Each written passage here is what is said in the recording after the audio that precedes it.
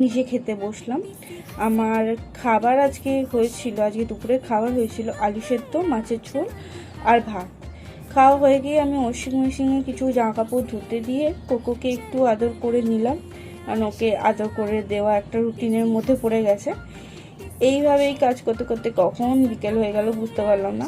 বেশি দেরি না করে লিখতে বসে গেলাম। লেখার কাজ কমপ্লিট করে জানলার দিকে বাইরে তাকিয়ে দেখি যে আজকে বেশ ওয়েদারটা খুব সুন্দর আছে, বেশ ভালো লাগছে, হাওয়া দিচ্ছে চারিদিকে।